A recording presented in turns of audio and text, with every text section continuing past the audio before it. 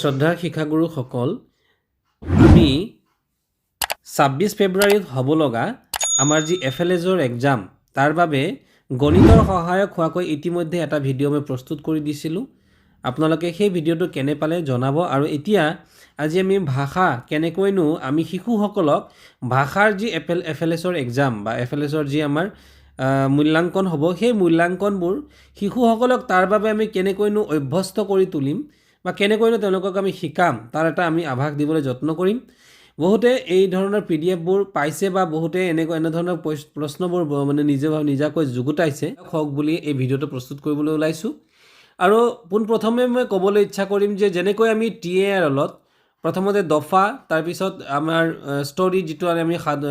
কাহিনী বা তাৰপিছত আমি বৰ্ণ শব্দ ইত্যাদি গৈ পৰে আমি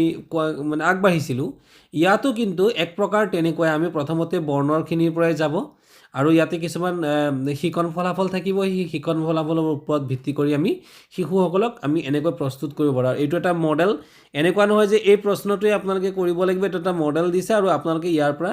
নিজেও তৈয়াৰ কৰিব পাৰে বা শিশুসকলক এইখনৰ পৰাই কিন্তু আপোনালোকে ৰেডি কৰাব পাৰে।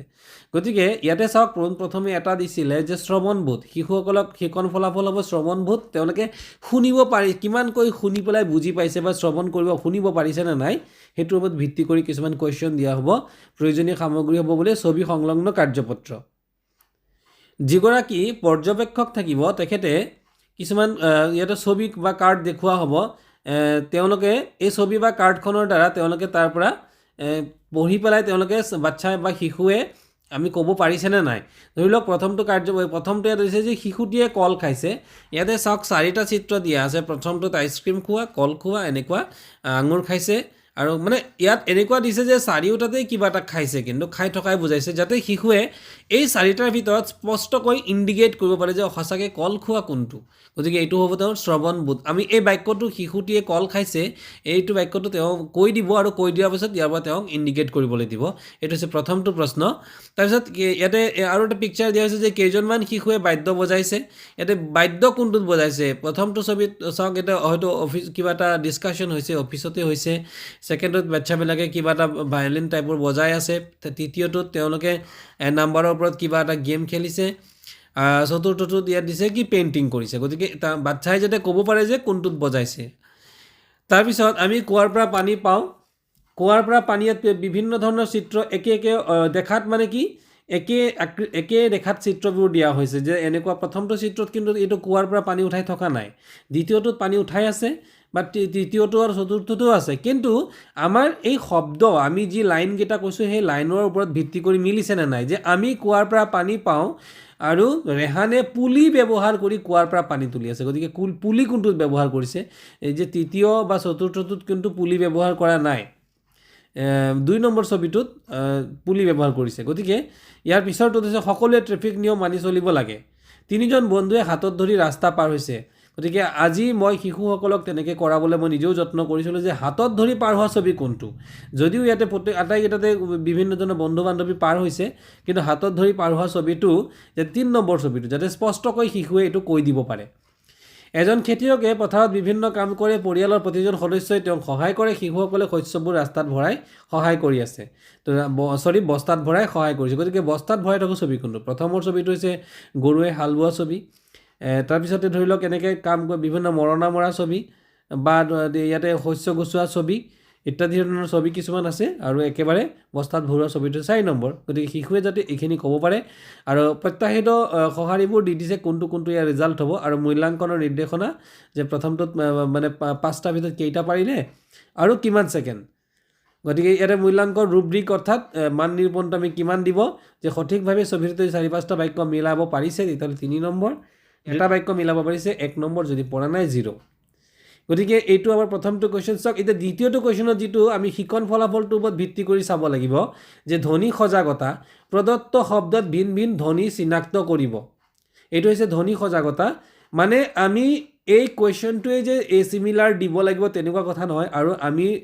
এজ ফাৰ এজ মোৰ জ্ঞাতভাৱে ইয়াৰে 80% কিন্তু এইটো কুৱেশ্যনৰ পৰাই বা এই পেপাৰটোৰ পৰাই দিয়া হ'ব। গতিকে আপোনালোকে শিশুসকলক এই পেপাৰটোৰ পৰা কিন্তু আপোনালোকে প্ৰস্তুত কৰিবলৈ বা চেষ্টা কৰিব, যাতে ইয়াৰ পৰা তেওঁলোকে কৰি দিব পাৰে। এতিয়া উদাহৰণত দিছিলে ইয়াত কলম শব্দটোৰ প্ৰথম ধ্বনি কি চাওঁ আহা কলম শব্দটোৰ প্ৰথম ধ্বনি হৈছে ক এতিয়া মোক ছাগলী শব্দটোৰ প্ৰথম ধ্বনি কি কোৱা ক'ব লাগে ঠিক তেনেকৈ প্ৰথম ধ্বনি আৰু শেষৰ ধ্বনি এইকেইটা যাতে শিশুৱে ক'ব পাৰে মানে আমি ইয়াতে পাইছোঁ আমাৰ যিটো কি প্ৰদত্ত শব্দত ভিন ভিন ধ্বনি চিনাক্ত কৰিব পাৰে ধ্বনি চিনাক্ত কৰিব পাৰিছেনে নাই তাৰ ওপৰত ইয়াতে কিছুমান শব্দ দিছে প্ৰথম ধ্বনি কি হ'ব তেওঁলোকে মানে এইটো আইডেণ্টিফাই কৰিব উদাহৰণ 2 দিছে এবাৰ আমি শব্দ এটাৰ শেষৰ ধ্বনি কি হয় চাওঁ এবাৰ আগতে আমি প্ৰথম ধ্বনিবোৰ চালোঁ এবাৰ শেষৰ ধ্বনি যেনে কলম শব্দটোৰ শেষৰ ধ্বনি কি এইটো যাতে তেওঁলোকে ম হয় বা খুব সুন্দৰ ছাগলী শব্দটোৰ এতিয়া শেষৰ ধ্বনি কি এইকেইটা তেওঁলোকে উলিয়াব লাগিব আৰু ইয়াতো কিছুমান ৱাৰ্ড দিছে তাৰ পৰা আমি এটা প্ৰথম ধ্বনি আৰু ইয়াতে প্ৰথম ধ্বনি বাচিবলৈ দিছে শেষৰ ধ্বনিও তেনেকৈ বাচিব লাগিব টোটেল 12টা ভিতৰত কেইটা পাৰিলে কিমান ছেকেণ্ডত পাৰিলে মানে যদি তেওঁ 10টা পৰা 12টা শুদ্ধ দিছে মাৰ্কিংবিলাক এয়া হৈছে মাৰ্কিং আপোনালোকে চাই ল'ব মাৰ্কিংবিলাক তাৰপিছত 3 নম্বৰ আমি পইণ্ট আউট কৰিবলগীয়া আমাৰ মেইন বস্তুটো হৈছে শিকন ফলাফল আৰু শিকন ফলাফল অনুযায়ী প্ৰশ্নবিলাক কিন্তু বেলেগ বেলেগ হ'ব সকলো শিক্ষাগুৰুৱে বা সকলো ক্লাষ্টাৰ ৱাইজ সকলোৱে কিন্তু বেলেগ বেলেগ প্ৰশ্ন মানে কি তেওঁলোকে নিৰ্মাণ কৰিবলৈ বা প্ৰশ্নবোৰ প্ৰস্তুত কৰিবলৈ তেওঁলোকে প্ৰেক্টিছ কৰাব পাৰে শিশুসকলক খালি আমাৰ যিটো নেকি শিকন ফলাফল সেইটো আমাৰ চকুৰ আগত আমি ৰাখিব লাগিব যে চিহ্ন বা ধ্বনি চিনাক্ত কৰিব ধ্বনিগোট পঠনসহ গতিকে কি বুলি ক'লে চিহ্ন ধ্বনি চিনাক্ত কৰিব তো ইয়াতে চাওক পঢ়িবলৈ দিয়া হ'ব তেওঁলোকক এইটো তেওঁলোকে ইয়াত দিছে পঢ়িবৰ কাৰণে তেওঁলোকক কিছুমান অলপ মানে ডাঙৰ কিছুমান চাৰ্ট বা কাৰ্ড ব্যৱহাৰ কৰি তেওঁলোকক দি দিব লাগে আৰু এইটো কি এইটো যে উঙ দন্তীয়া খ ৱ আ ভ ৰ আৰু ঐ হ বা ইয়াত যে আছে তল দন্তীয়া ত ল দেখিছেনে ইয়াতে তল আছে তো গতিকে এই তল বৰ্ণটো দন্তীয়া ত আৰু ল যাতে এক্সট্ৰা নকয় দন্তীয়া ত আৰু ল মিলি পেলাই যে তল হ'ল যাতে তল বৰ্ণ মানে ধ্বনিটো তেওঁলোকে উচ্চাৰণ যাতে কৰি দিব পাৰে সেইবোৰ আপোনালোকে গুৰুত্ব আৰোপ কৰিব ইয়াতে কেইবাটাও দিয়া আছে গতিকে এই এনেকুৱা কিছুমান চাৰ্ট বা ডাঙৰকৈ প্ৰিণ্ট আউট কৰাই লোৱা কিছুমান চাৰ্টৰ ইয়াত কিন্তু প্ৰয়োজন হ'ব কাৰণ ইয়াত চাওক প্ৰথমতে লিখি দিছে যে আমাৰ প্ৰয়োজনীয় সামগ্ৰী প্ৰথমে ডাঙৰকৈ প্ৰিণ্ট কৰা বৰ্ণৰ কাৰ্যপত্ৰ এইখিনি আমাক লাগিব প্ৰিণ্ট আউট কৰি ল'ব লাগিব আৰু তেওঁলোকক তাৰ পৰা আৰু এই ইয়াতে ৰেণ্ডমলি যেনেকৈ উল্টা পুল্টাকৈ দিছে আপোনালোকে নিজাববীয়াকৈ কিছুমান শব্দ ভৰাই দিব পাৰে বা উল্টা পুল্টা ইয়াৰ গঠনিত নহ'বও পাৰে আপুনি নিজাববীয়াকৈ প্ৰস্তুত কৰি ল'ব পাৰে আৰু ইয়াত কৈছে যে এই যে ভুলকৈ পঢ়া প্ৰতিটো শব্দক স্লেছ বা আপুনি কাটি দিব পাৰে স্লেছটো চিহ্নিত কৰিব আৰু নিজে শুধৰাই হ'লে এটা ৰাউণ্ড কৰি পেলাই পিছত কাটি দিব যদি তেওঁ মানে নিজে শুধৰাই শুদ্ধ হিচাপে বিবেচিত কৰিব আৰু যদি নপঢ়াকৈ থকা শব্দ তেতিয়াহ'লে এডাল কি কৰিব তাৰ তলত কি কৰিব এডাল আঁচ টানি দিব লাগে তো মূল্যাংকনৰ নিৰ্দেশনা 100 টোটেল আছে 100টাৰ ভিতৰত কিমানটা পাৰিলে কিমান ছেকেণ্ডত পাৰিলে আৰু এয়া হৈছে ৰুব্ৰিকবিলাক আপোনালোকে মাৰ্কিংটো ইয়াৰ পৰা চাই ল'ব গতিকে ইয়াৰ পৰা ক'ৰ পৰা কিমান নম্বৰ দিয়া হ'ব এতিয়া চাওক নেক্সটত ইয়াৰ পিছত আছিলে তৃতীয় শ্ৰেণীৰ বাবে প্ৰযোজ্য সাধাৰণ পৃথকীকৃত শব্দ জোৰা লগাই পঢ়িব এতিয়া আহি গ'ল শব্দ চাওক TRLত আমাৰ কি আছিলে প্ৰথমতে বৰ্ণ আছিলে এতিয়া শব্দ আহিল প্ৰথমতে বৰ্ণ চিনাক্ত কৰিব দিয়া হ'ল গতিকে এইটো TRLৰ আলম লৈ পেলাই ক'ব গ'লে এই প্ৰশ্নখিনি আচলতে নিৰ্মাণ কৰা হৈছে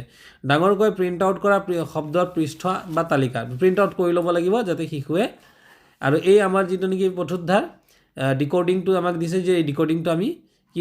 যাতে আমি ইয়াৰ পৰা আমি ফ'কাছত ৰাখিব পাৰোঁ গতিকে এই যে শব্দ কিছুমান দিছে আপোনালোকে শব্দবিলাক চাওক প্ৰথমতে আম মকৰা আনাৰস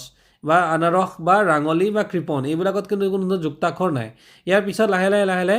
পাল্লা এনেধৰণৰ যুক্তাক্ষৰ সম্বন্ধ বা যুক্তাক্ষৰযুক্ত শব্দবোৰ বাছি লোৱা হৈছে যুক্তাক্ষৰবোৰ অনা হৈছে একেবাৰে শেষলৈ যোৱাৰ লগে লগে সকলোবোৰ শব্দই কিন্তু ধুৰন্ধৰ উত্তীৰ্ণ বনৌষধ উদ্দীপনা এইটো ভেষজ গতিকে এই ভেষজ শব্দটো টান শব্দবোৰ তেওঁলোকে ক'ব পাৰিছেনে নাই গতিকে যুক্তাক্ষৰযুক্ত শব্দবোৰ তেওঁলোকে পঢ়িব পাৰেনে নাই সেইটো আমি উলিয়াব লাগে আৰু ইয়াতে দিছে একেই ভুলকৈ হ'লে স্লেছ যদি শুদ্ধকৈ কৈছে ৰাউণ্ড কৰিবলৈ কাটি দিম আৰু যদি একেবাৰে নোৱাৰিলে তলত এটা লাষ্ট টানি দিম আৰু 50টা আছে কিমান ছেকেণ্ড এইটো হৈছে ৰুব্ৰিক মান নিৰূপণৰ তাৰপিছত আছিলে অৰ্থহীন 5 নং প্ৰশ্ন অৰ্থাৎ 5 নম্বৰৰ আপুনি যিটো প্ৰশ্ন বনাব মই ইয়াতে উল্লেখ কৰিব বিচাৰিছোঁ প্ৰশ্ন কুৱেশ্যন পেপাৰ বনোৱাটো কিন্তু মানে ধৰা বন্ধা নহয় বা মেণ্ডেটৰী নহয় কিন্তু আপুনি যিটো প্ৰশ্ন বনাব এই শিকন ফলাফলটোৰ ওপৰত ভিত্তি কৰিয়ে কিন্তু আপুনি প্ৰশ্ন বনাব পাৰে অৰ্থহীন শব্দ সঠিকভাৱে পঢ়িবলৈ পাৰে প্ৰথমতে অৰ্থহীন হ'ব আৰু ডাঙৰকৈ প্ৰিণ্ট আউট কৰা অৰ্থহীন শব্দৰ পৃষ্ঠা বা তালিকা এইটোও প্ৰিণ্ট আউট কৰিব লাগিব গতিকে ইয়াতে কিছুমান লিষ্ট দিছে চাওক এইটো পৰিস্ফুট পৰিস্ফুট শব্দটো হ'ব পাৰে বা 3 নম্বৰটোত ৰু ৱা প হৈ আছে পৰুৱা হ'ব পাৰে এনেধৰণেৰে কিছুমান উল্টা পুল্টা শব্দ কিছুমান ৰেণ্ডমলি দিয়া আছে যাতে সেইবোৰৰ পৰা তেওঁলোকে শব্দ গঠন কৰিব পাৰে নে নোৱাৰে সেই ইয়াৰ পৰাই ইয়াত এনেকুৱাভাৱে আপোনালোকৰ নিজেও কিছুমান প্ৰশ্ন কৰিবলৈ দিব শ্ৰদ্ধাৰ গুৰুসকল আপোনালোকৰ বহুতেই বিষয়ে অৱগতই কিন্তু দুই এগৰাকী শিক্ষাগুৰুৱে মোক কৈছিলে যে ভাষাৰ ওপৰতো এটা কুৱেশ্যন পেপাৰটো অকণ ডিছকাছ কৰিবৰ বাবে গতিকে এই ডিছকাশ্যনটো মই ইয়াতে কৰিবলৈ চেষ্টা কৰিলোঁ শিশু এতিয়া একেলেঠাৰিয়ে অবিৰতভাৱে 5টা শব্দ পঢ়িব নোৱাৰে বা ভুলকৈ পঢ়ে তেনেহ'লে তেওঁক পঢ়িবলৈ মানা কৰিব যদি এই যে শব্দবোৰ দিলে যদি 5টা তেওঁ ভুল কৰিছে একেলেঠাৰিয়ে পঢ়িব পৰা নাই তেতিয়াহ'লে পঢ়িবলৈ দিয়াৰ কোনো অৰ্থ নাই বা বন্ধ কৰি দিব লাগে টোকা যদি শিশু এতিয়া এটা শব্দ পঢ়িবলৈ 5 ছেকেণ্ড বা তাতকৈ বেছি সময় লয় তেনেহ'লে শিশুটিক পৰৱৰ্তী শব্দটো পঢ়িবলৈ দিব ভুলকৈ পঢ়া প্ৰতিটো শব্দ স্লেছেৰে চিহ্নিত কৰিব এই ধৰণৰ প্ৰতিটো ক্ষেত্ৰতে গাইডলাইনবোৰ আছে আৰু ইয়াৰ পূৰ্বৱৰ্তীটো এনেকুৱা ধৰণৰ কিছুমান মানে ৰেষ্ট্ৰিকশ্যন আছে যেনেকৈ ইয়াত ধৰি লওক আমি কিমান সময় দিম প্ৰতিটোতে সময় কিন্তু বান্ধি দিয়া হ'ব বা কেইটা শব্দ ইয়াত পঢ়িবলৈ পাৰিলে ইয়াৰ আগতো কেইটা বৰ্ণ পঢ়িব পাৰিলে এনেধৰণৰে থাকিব তাৰপিছত এয়া হৈছে মূল্যাংকনৰ নিৰ্দেশনা 50টাৰ ভিতৰত কেইটা পাৰিলে ছেকেণ্ড বাছ এইখিনি হৈছে ৰুব্ৰিকখিনি যে ৰুব্ৰিক কি হ'ব 40ৰ পৰা 50টা শব্দ যদি শুদ্ধ আৰু সাৱলীলভাৱে পঢ়িব পাৰিলে তেতিয়াহ'লে পূৰা 3 নম্বৰ যদি আপ টু 39টা 25ৰ পৰা 39টা পাৰিলে 25টা পাৰাগৰাকীও 2 নম্বৰ পাব 39টা পাৰাগৰাকীও 2 নম্বৰ পাব আৰু 5ৰ পৰা 24টা শব্দ যদি পাৰিলে 1 নম্বৰ আৰু যদি 5টাতকৈ কম শব্দ শুদ্ধকৈ নিজে শুধৰাই দ্বিধাগ্ৰস্ততাৰে পঢ়িছে তেতিয়াহ'লে 0 5টাতকৈ কম হ'লে মানে তেওঁ 2টা শুদ্ধ দিছে বা 3টা শুদ্ধ দিছে তেওঁ নাম্বাৰ কিন্তু নাপাব সেই কথাটো মন ৰাখিব তাৰপিছতে আছিলে নেক্সট কুৱেশ্যন পঠনবোধ গতিকে পঢ়িব পাৰিছে নে নাই পঠনবোধৰ পঢ়াৰ তেওঁৰ পঠনবোধটো কেনেকুৱা প্ৰয়োজনীয় সামগ্ৰী আমাক কি লাগিব বাক্য ছবি মিলোৱা কিছুমান কাৰ্যপত্ৰ বাক্যৰ লগত ছবি মিলোৱা কিছুমান কাৰ্যপত্ৰ লাগিব আপোনালোকে এইবোৰ নিজে বনাই লৈ পেলাই প্ৰিণ্ট আউট কৰি ল'ব পাৰে আৰু ইয়াতে কোৱা হৈছে যে ক্ষেত্ৰ পৰ্যবেক্ষকজনে শিশুসকলক ছবিবোৰ দেখুৱাব প্ৰত্যেকখনৰ ছবিৰ সৈতে একোটাকৈ ক্ৰমিক নম্বৰ দিয়া আছে ছবিসমূহৰ সৈতে একোটাকৈ বাক্যও দিয়া লিখা আছে গতিকে বাক্যটোলৈ আঙুলিয়াই দিব এতিয়া টোকা কি বুলিছে শিশুসকলক বাক্যৰ সৈতে ছবিখন মিলাবলৈ সৰ্বাধিক 1 মিনিট সময় দিব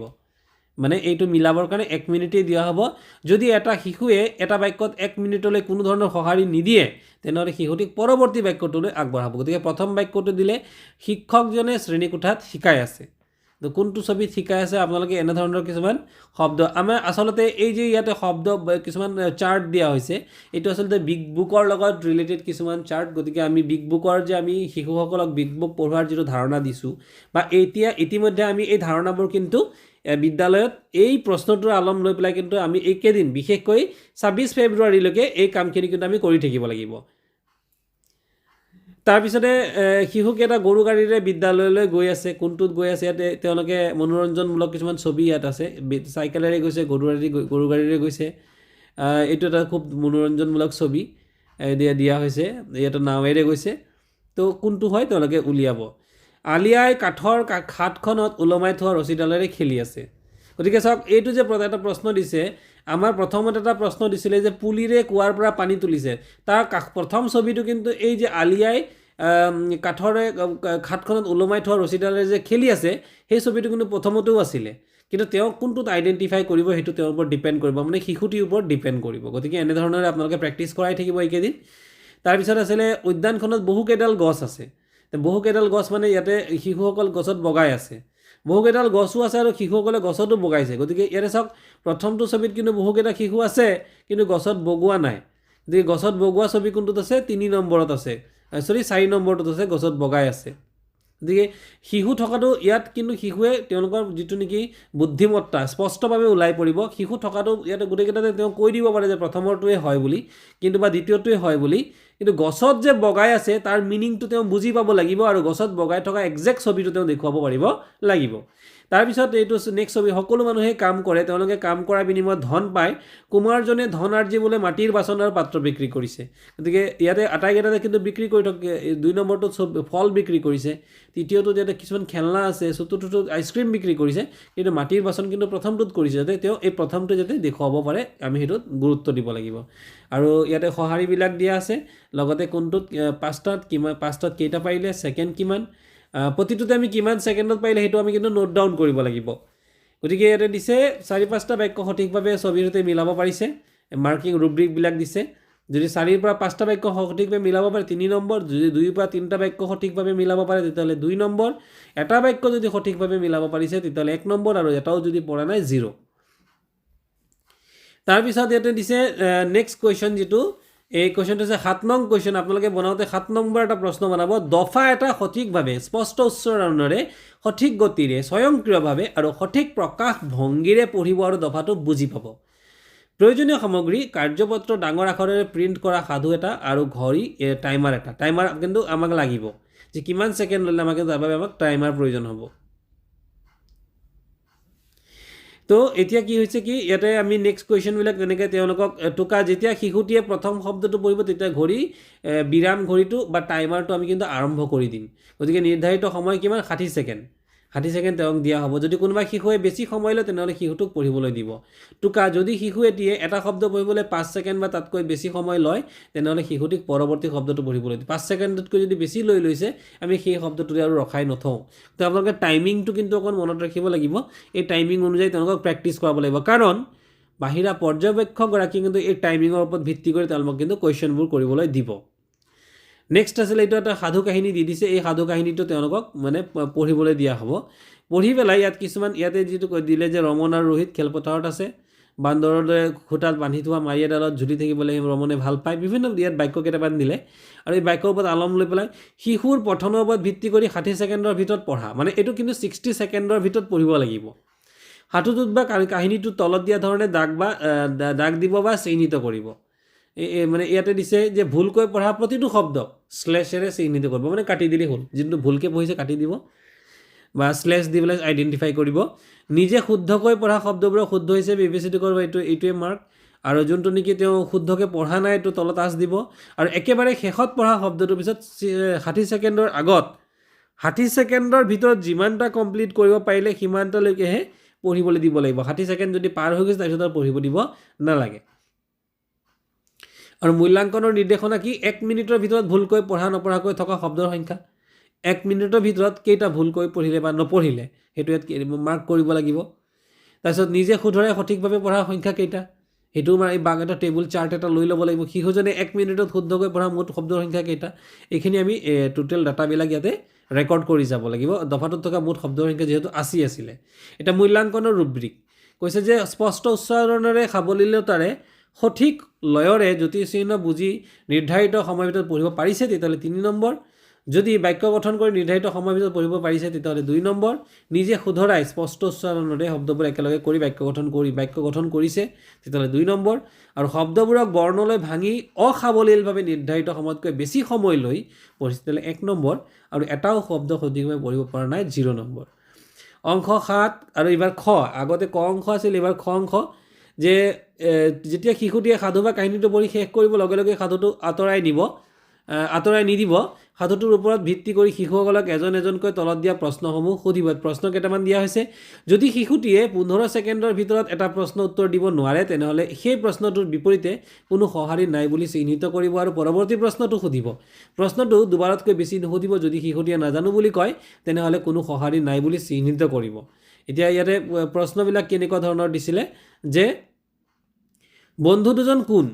কোন আছিল? ৰমন, উত্তৰটো হ'ব লাগে ৰমন আৰু ৰোহিত। যদি শুদ্ধ হৈছে তেতিয়াহ'লে টিক দিম, যদি ভুল তাকো টিক দিম, যদি কোনো সঁহাৰি নিদিলে তেতিয়াহ'লে আমি টিক দিম। তো এইখিনি হৈছে প্ৰশ্নখিনি। ৰমনে কি কৰি ভাল পায়? ৰমনে বান্দৰৰ দৰে খুঁটাত বান্ধি থোৱা মাৰি এডালত ঝুলি থাকিবলৈ ভাল পায়। শুদ্ধ অশুদ্ধ তেওঁলোকে জাষ্ট য়েছ ন' কৈ যাব। তাৰপিছত আছে 4 নম্বৰ, ৰমনক কোনে সহায় কৰিছিল? ৰোহিতে কেনেদৰে ৰমনৰ যতন লৈছিল? ইয়াত অপশ্যনবোৰ দিছে। অপশ্যনবোৰ পঢ়ি পেলাই তেওঁলোকে টিক কৰিব বা কোনো সঁহাৰি নিদিলে তেতিয়াহ'লে একচুৱেলি টিকবোৰ আমিয়ে কৰিম। শুদ্ধ উত্তৰ তেওঁ দিলে বা নিদিলে সেইটোৰ ওপৰত ভিত্তি কৰি আমি টিক মাৰ্ক কৰি দিম। তেওঁলোকে শিশুৱে নকৰে আচলতে। মূল্যাংকনৰ নিৰ্দেশনা 5টাৰ ভিতৰত কেইটা পাৰিলে, কেই ছেকেণ্ডত পাৰিলে, এইটো হৈছে মানে মূল্যাংকনৰ ৰুব্ৰিক। সাধুটো পঢ়াৰ পিছত তথ্য বিচাৰিবলগীয়া আৰু সিদ্ধান্ত দিবলগীয়া সকলো প্ৰশ্ন সঠিক আৰু সম্পূৰ্ণ উত্তৰ দিছে 3 নম্বৰ। 3ৰ পৰা 5টা প্ৰশ্ন উত্তৰ তেনেহ'লে 2 নম্বৰ। 1ৰ পৰা 2টা নম্বৰ তেনেহ'লে 1 নম্বৰ। আৰু সঁহাৰি দিওঁতে দ্বিধাগ্ৰস্ত হৈছে আৰু এটা প্ৰশ্ন উত্তৰ দিব পৰা নাই তেনেহ'লে 0। তাৰপিছত এইবাৰ 8 নং প্ৰশ্ন। 8 নং প্ৰশ্নত আছিল যে ইয়াৰ যিটো শিকন ফলাফল যে পঠন সাৱলীলতা আৰু বোধ দফা এটা সঠিকভাৱে স্পষ্ট উচ্চাৰণেৰে সঠিক গতিৰে স্বয়ংক্ৰিয়তাৰে আৰু সঠিক প্ৰকাশভংগীৰে পঢ়িব আৰু দফাটো বুজি পাব কাৰ্যপত্ৰৰ ডাঙৰ আখৰেৰে প্ৰিণ্ট কৰা সাধু এটা আৰু ঘড়ী বিৰাম আমাক প্ৰতি ক্ষেত্ৰতে কিন্তু প্ৰিণ্ট কৰা কাগজ আৰু আমাৰ বিৰাম ঘড়ী অৰ্থাৎ যিটো আমাৰ টাইমাৰ ৱাচ সেইটো আমাক লাগিবই যেতিয়া শিশুটিয়ে প্ৰথম শব্দটি পঢ়িব তেতিয়া ঘড়ীৰ টাইমাৰটো অন কৰিব লাগিব 60 ছেকেণ্ড টাইম থাকিব এটা শব্দ পঢ়িবলৈ 5 ছেকেণ্ড বা তাতকৈ বেছি সময় লয় তেনেহ'লে শিশুটিক পৰৱৰ্তী শব্দটো পঢ়িবলৈ দিব যদি শিশু এটিয়ে প্ৰথম বাক্যটোৰ এটা শব্দও পঢ়িব নোৱাৰে বা ভুলকৈ পঢ়ে তেনেহ'লে শিশুটিক পঢ়িবলৈ মানা কৰিব আৰু সাধু আৰু কাহিনী ইয়াত এটা সাধু কাহিনী বা সাধু অব্লিক কাহিনী দিয়া হৈছে এই কাহিনীটো দিয়া হ'ল কাহিনীটো তেওঁলোকে পঢ়িব শিশুৱে পঢ়িব 60 ছেকেণ্ডৰ ভিতৰত শিশুৰ পঠনৰ ওপৰত ভিত্তি কৰি 60 ছেকেণ্ডৰ ভিতৰত পঢ়া সাধুটোত বা কাহিনীটোৰ তলত দিয়া ধৰণে দাগ দিব বা চিহ্নিত কৰিব দাগ দিবলগীয়া সাংকেতিক চিহ্নখিনি এইটোৱে আমি আগতেও পাইছোঁ এইখিনি তেওঁলোকক ইউজ কৰিব তাৰপিছত ইয়াত দিছে কি 1 মিনিটৰ ভিতৰত ভুলকৈ পঢ়া বা নপঢ়া কেইটা শব্দ আছিল টোটেল ডাটাখিনি ইয়াতে ভৰাই দিব লাগিব নিজে শুধৰাই সঠিকভাৱে পঢ়া শব্দ সংখ্যা কেইটা শিশুজনে 1 মিনিটত শুদ্ধকৈ পঢ়া শব্দ সংখ্যাকে ডাটাখিনি ভৰাব মূল্যাংকনৰ ৰুব্ৰিক যে যদি সাৱলীলতাৰে পঢ়িলে তেতিয়াহ'লে 3 নম্বৰ যদি স্পষ্ট উচ্চাৰণেৰে শব্দবোৰ একেলগে কৰি বাক্য গঠন কৰি নিৰ্ধাৰিত সময়ৰ ভিতৰত পঢ়িব পাৰিছে তেতিয়াহ'লে 2 নম্বৰ আৰু যদি শব্দবোৰক বৰ্ণলৈ ভাঙি অসাৱলীলভাৱে নিৰ্ধাৰিত সময়তকৈ বেছি সময়লৈ পঢ়িলে তেতিয়াহ'লে 1 নম্বৰ আৰু নোৱাৰিলে 0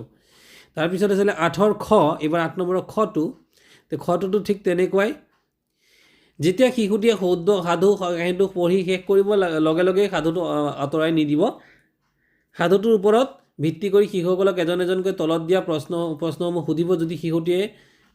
5 ছেকেণ্ড হ'ব আচলতে 15 ছেকেণ্ডৰ ভিতৰত এটাও প্ৰশ্ন উত্তৰ দিব নোৱাৰে তেনেহ'লে এই প্ৰশ্নটোৰ বিপৰীতে কোনো সঁহাৰি নাই বুলি চিহ্নিত কৰিব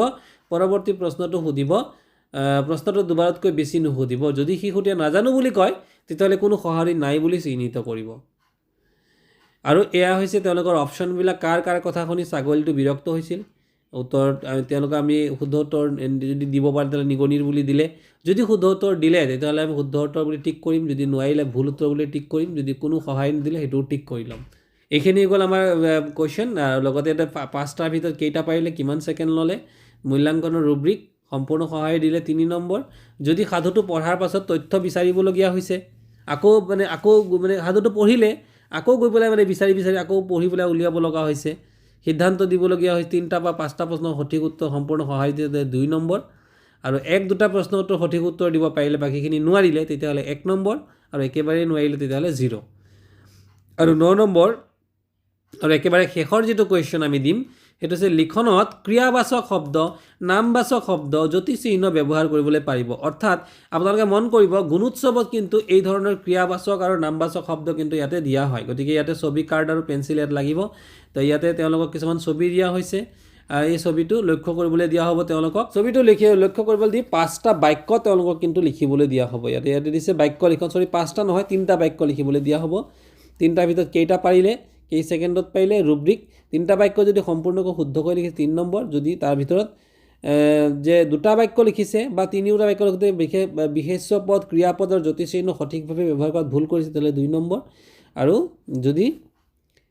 ছবিখনৰ মতে সম্পূৰ্ণ এটাহে বাক্য লিখিলে তেতিয়াহ'লে 1 নম্বৰ আৰু যদি পঢ়া নাই 0 গতিকে শ্ৰদ্ধাৰ গুৰুসকল এইখিনি আছিল TRLৰ আলম লৈ পেলাই আমি যিখিনি মডেল কুৱেশ্যন পেপাৰ আপোনালোকে ইয়াৰ ওপৰত ভিডিঅ' নিজেও প্ৰস্তুত কৰিব পাৰে গতিকে ভিডিঅ'টো যদি উপকাৰী যেন অনুভৱ কৰে তেতিয়াহ'লে আপোনালোকে এটা লাইক কৰি নিশ্চয় এটা কমেণ্ট কৰি দিব ধন্যবাদ